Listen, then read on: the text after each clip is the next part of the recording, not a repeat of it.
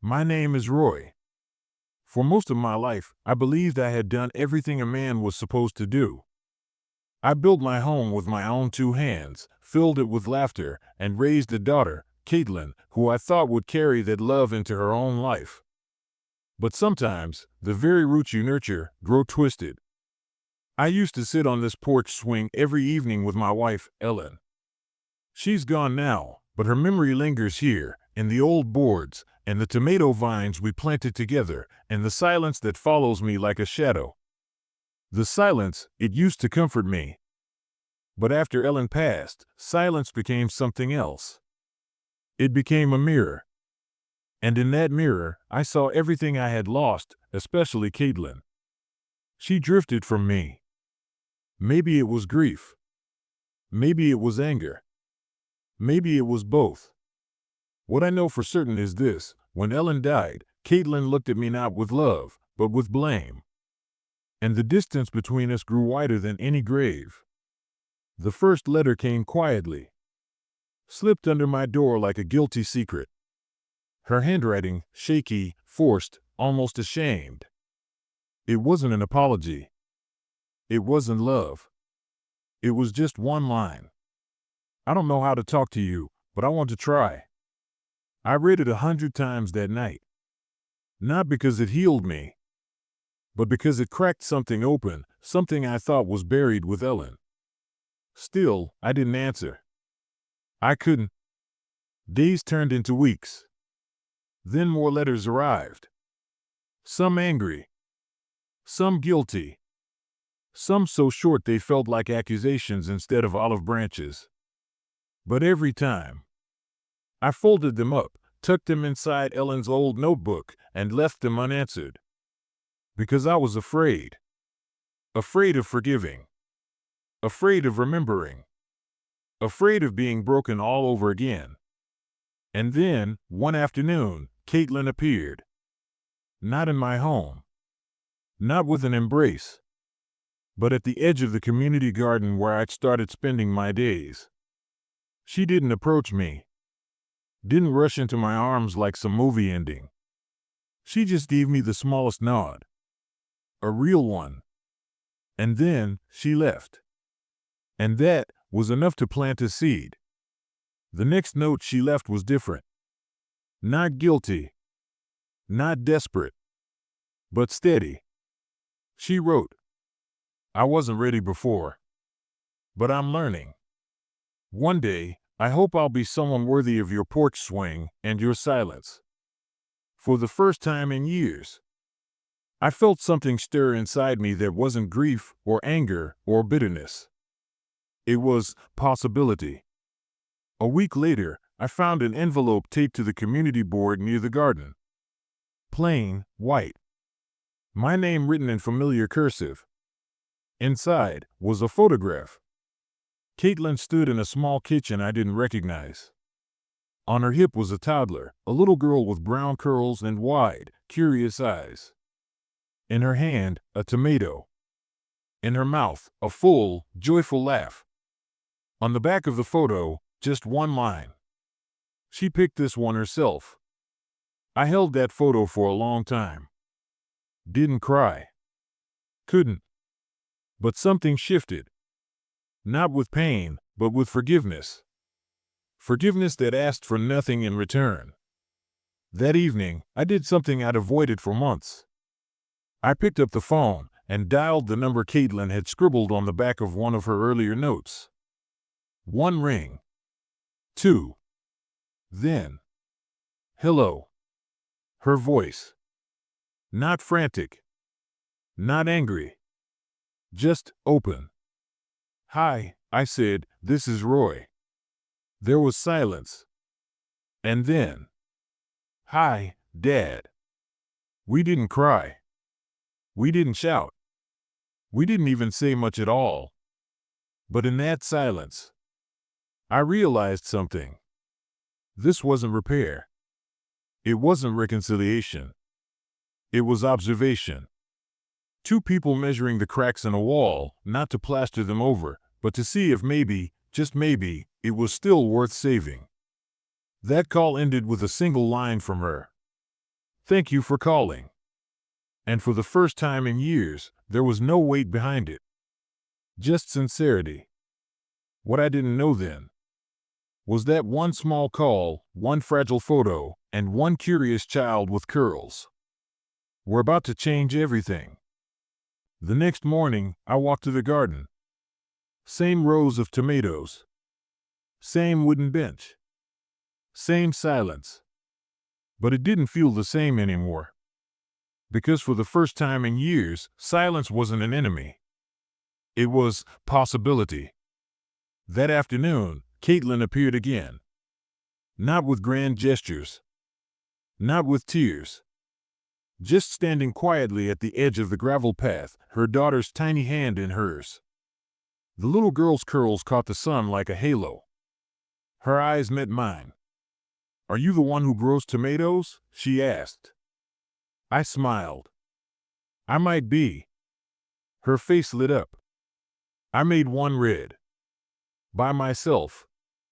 That pride, that innocence, cut through years of bitterness in a way no apology ever could. We didn't talk about the past. We didn't talk about blame. We just sat on the bench, 3 generations bound by soil, not by words. When it was time to go, the little girl ran back for a hug. Not because Caitlyn told her to, but because she wanted to. And in that moment, I realized, sometimes, healing doesn't arrive with thunder. It arrives with the laugh of a child. Weeks passed. The garden became our meeting ground. Not for confrontation, but for rhythm. Planting seeds. Pulling weeds. Small lessons shared with small hands. One afternoon, she brought me a folded piece of paper, a stick figure with gray hair holding hands with a little girl. "Is that me?" I asked. She nodded fiercely. "That's you. And that's me." I folded the paper carefully, like it was glass. Not because of the drawing itself, but because of what it meant. She saw me not as a man broken by the past, but as hers. But Caitlyn, she remained cautious. She watched from the sidelines, hovering like a guest in a house she once owned. Her silence wasn't rejection. It was hesitation. As if she wasn't sure she had the right to sit beside me again. That night, I sat on the edge of my bed, Ellen's notebook in my lap, and realized something. Forgiveness doesn't come like a flood. It comes like a drip. And drip by drip, the cracks in me were filling with something new. Rehook, remind the audience. But just as the soil began to soften, I had no idea Caitlyn was carrying something heavier than silence. And when she finally revealed it, it shook me more than all the years of distance combined. The day it happened, she came alone. Her hands carried 2 Tupperware containers and a folded dish towel. Inside was meatloaf, her mother's recipe. And beside it, something I thought I'd never taste again. Lemon squares. Powdered sugar uneven, just like Ellen used to make. "I found Mom's recipe box," Caitlyn said. "I even used the oil stain she left on the card." We ate in silence. Not the kind that hurts, but the kind that listens. Then Caitlyn spoke. Her voice low, almost trembling. "I've been seeing a therapist." I looked up. That admission startled me more than anything else she could have said. She went on. "I told her I never knew how to accept kindness unless I could control it. That came from watching Mom carry everything without asking for help, and watching you stay quiet so nobody else had to feel bad." She paused, swallowing hard. "I think I punished you for being steady, because I never knew how to be." Her words landed heavier than any accusation. Because this time, she wasn't asking for forgiveness. She was offering accountability. And accountability is rarer than an apology. I didn't answer her right away. Not because I didn't want to, but because I knew what I said next would decide if the soil we were planting in could truly hold roots again. Pause here. The emotional tension is at its peak. Audiences will sit through an ad to hear how Roy responds. That evening, as I walked back from the garden, Ellen's voice echoed in my memory. Not in words, but in the way she once touched my shoulder after long silences. Gentle, steady, without demand. For the first time in decades, I felt her presence not as loss, but as guidance. And that's when I knew this story wasn't about revenge against the daughter who broke me. It was about planting something new. Something that might just outlast us both. After that evening with Caitlyn, something shifted. Not in words. Not in grand gestures. But in the way silence began to feel less like distance and more like space. She still came to the garden, but she didn't always stay. Sometimes she walked quiet laps around the block. Other times she sat nearby, knitting something she never finished. And I realized that was her slow way back. Not barging through the door, but learning to stand outside it without knocking too loud. One Thursday, she arrived with Maragold.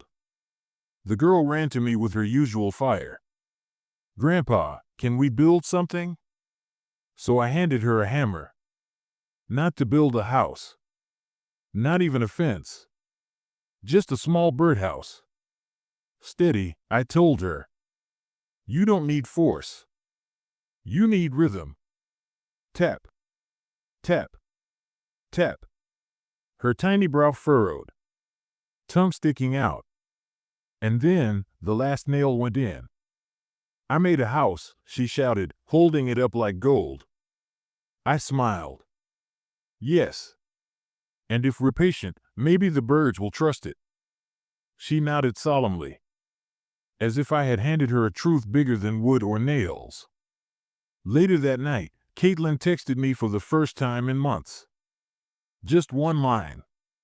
"Thank you for teaching her what I never asked you to teach me." I replied, "She's listening. And so are you." No emoji. No ... Just truth. And sometimes truth, without decoration, is the rarest gift. But I wasn't prepared for what Caitlyn would bring next. It wasn't just a step toward me. It was a step back into Ellen's kitchen, a place I thought was lost forever. The following week, Caitlyn showed up alone. In her hands, 2 containers wrapped with a faded dish towel. Inside, meatloaf. A little dry, but familiar. And next to it, lemon squares. My chest tightened. Not because of the sugar, but because of the memory. The uneven dusting. The imperfect cut. Exactly how Ellen made them. "I found Mom's recipe box," she said. I used her handwriting. Even the oil stain. We ate in silence. The kind that fills, not empties. Then Caitlyn spoke again. "I'm not here to prove anything. I just wanted to bring her back. Even if it's only for dinner." And that was the moment I understood. We weren't patching the past. We were planting a new one. But forgiveness isn't a switch. And even as Caitlyn offered pieces of Ellen's memory back to me, I still wondered if I could trust her with my own. Pause here. The audience is leaning forward, wondering if Roy will finally let Caitlyn fully back in. Perfect point for ads. The next week, Maragold brought a book with her. "Mom says you used to read this to her." It was Stone Soup. The old copy, tape holding the spine, Ellen's handwriting still in the margins. She crawled up beside me on the bench. "Can you read it again?" So I did. Halfway through, she interrupted. "Wait, the villagers were scared at first, right?" "That's right. But then they shared and made something good." "Yes," she whispered, "like us." And in that moment, I realized a child's wisdom can be sharper than any blade. But just when the soil was softening, life reminded me, gardens don't just grow flowers. They also grow thorns. And Caitlyn's confession, the one she finally let slip, was sharper than I expected. I remember the evening the truth finally felt like something that could be sat with, not something that needed to be put on trial. The sky was a slow bruise of purple and blue, the light soft enough to make mistakes look like memory. Caitlyn sat across from me on the garden bench. The marigolds bowed like small soldiers at our feet. Her fingers worried the hem of her sleeve. She looked smaller than she used to, smaller and somehow more honest. "I wasn't just angry at you," she said finally, and I heard in her voice the length of the sentence as if she'd been carrying it around in her chest for months. "I was angry at myself. For letting things happen. For letting him have space he shouldn't have had. For being quiet when I should have fought." It wasn't an excuse. It wasn't the old justifications. It was a confession, raw, brittle, and brave. I didn't answer straight away. I let her see that. I wanted her to feel how much time silence had taken from both of us. She swallowed and kept going, the words coming faster now that the dam had broken. "I thought if I blamed you, maybe I wouldn't have to blame myself.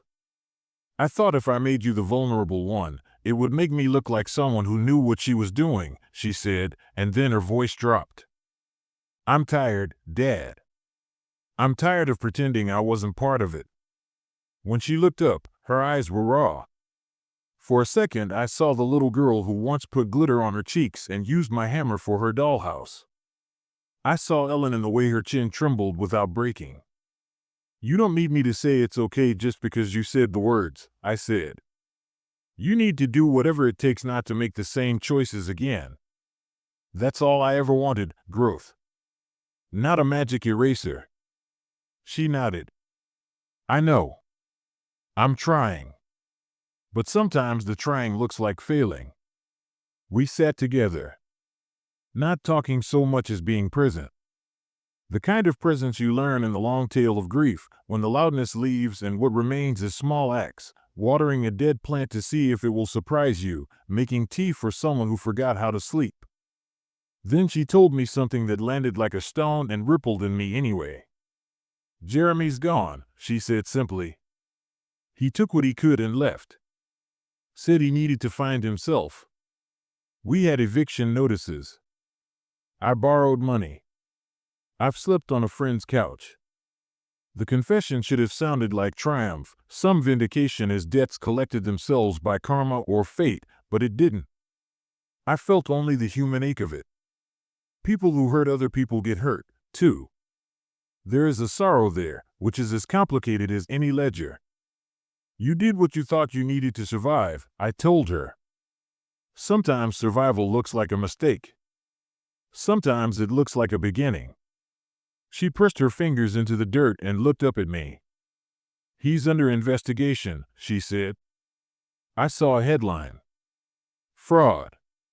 Licensing issues. Civil review." Something like that. I folded my hands. I did not say, "I told you so." Pride dies in tiny, quiet places. What was there to prove? The truth, in the end, has its own ways of correcting the ledger. That was the week the garden became more than a collection of bulbs and rows. It became a place for small recoveries. If the house I built had been a monument to what I had given, the garden was the prototype of what I wanted to hand down: the act of caring, the patience to wait, the humility to accept help.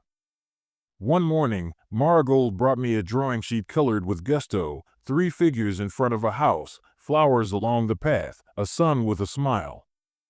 She shoved it into my hands and said in all seriousness, "I'm practicing for when we build our house."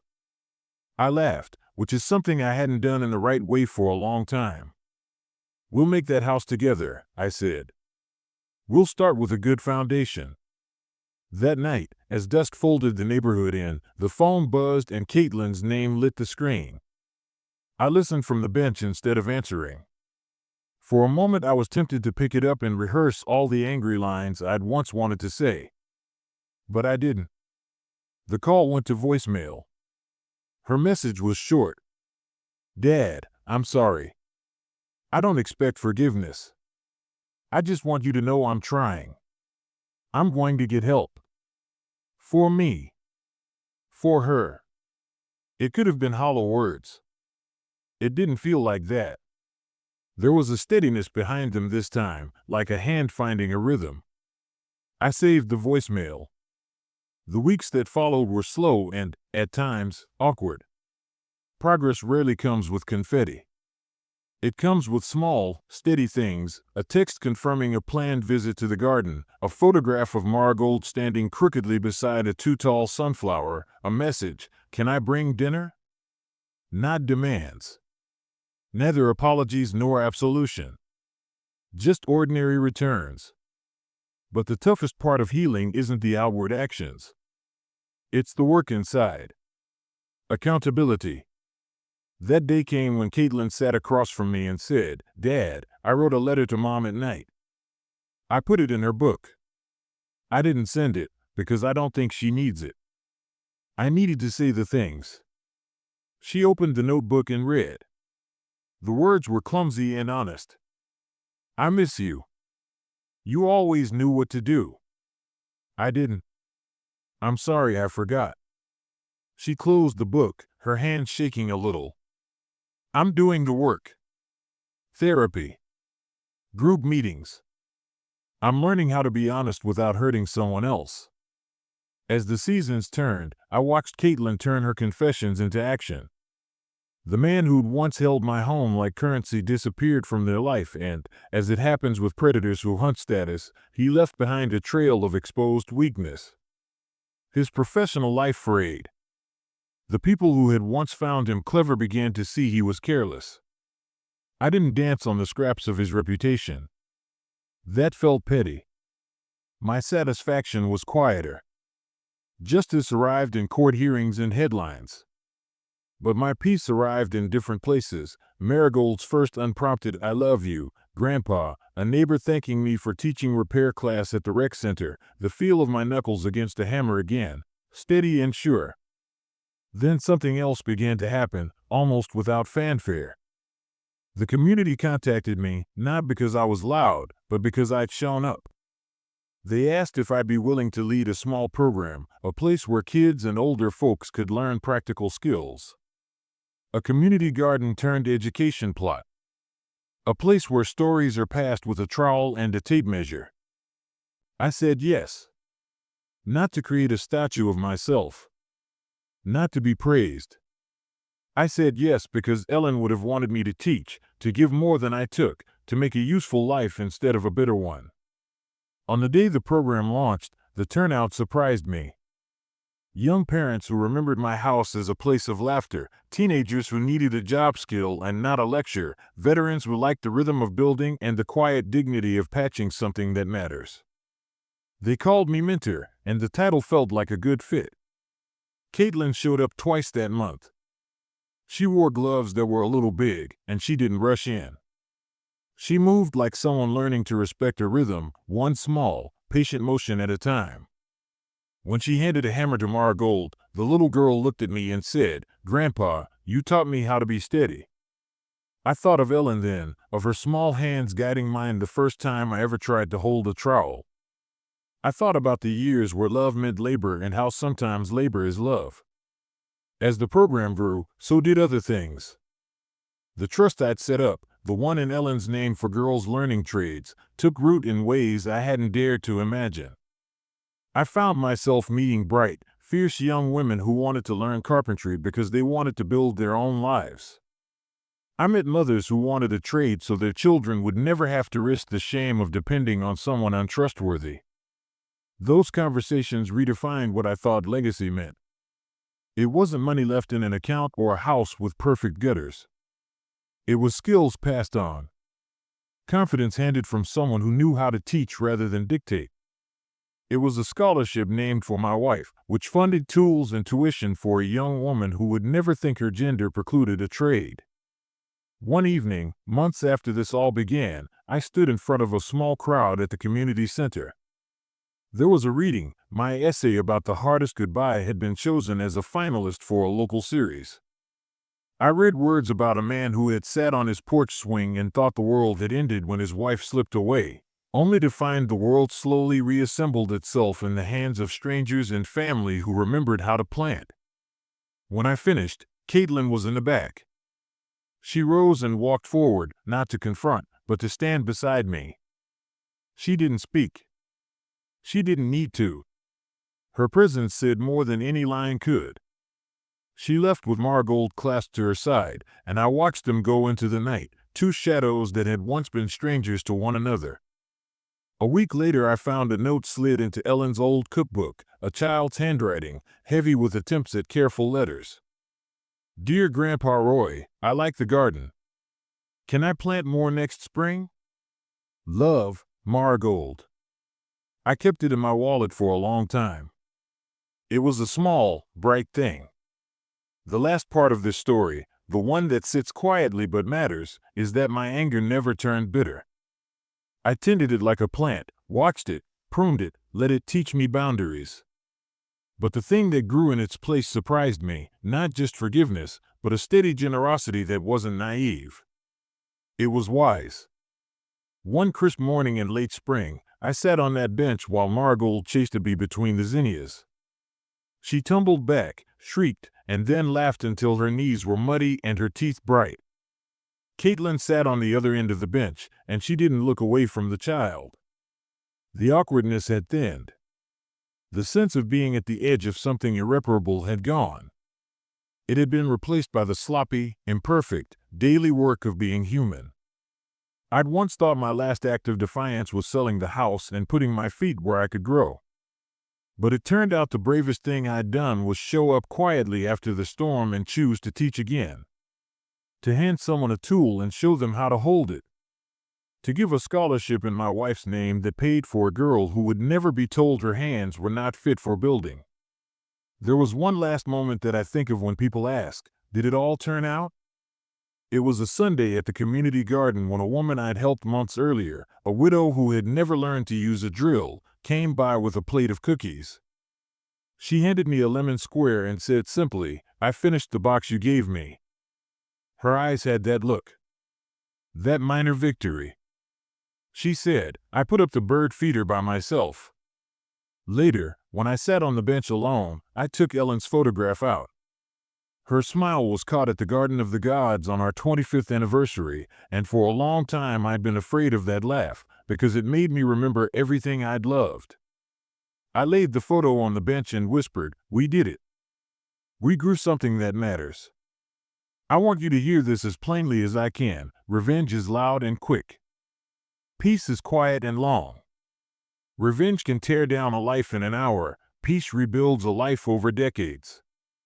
If your instinct is to burn down what wronged you, remember there's another way, to plant a garden where the ashes used to be. In the years that followed, my garden became a place where mistakes were taught into lessons rather than poured over as punishment. Where a child could color a picture of a house without having to guess who owned it. A place where a mother could show up late with lemon squares and quiet eyes and not demand absolution, only the chance to prove her change. Ellen would have been proud. Not because I sold the house, not because I stood up, but because I turned my anger into a classroom for others. She always used to say, make it useful, and I think, in the little ways it matters, I finally did. If you're still listening, here's what I'll leave you with. Your last act doesn't have to be the loudest. Choose the slow work. Teach someone. Plant something. If they break it, mend it. If they leave, let the garden grow and feed someone who will stay. That, in the end, was the miracle I didn't expect, not the end of pain, but the quiet proof that the hand that builds can also save. And sometimes, if you tend it enough, it will teach others to do the same. We survived the quiet. We learned to plant again.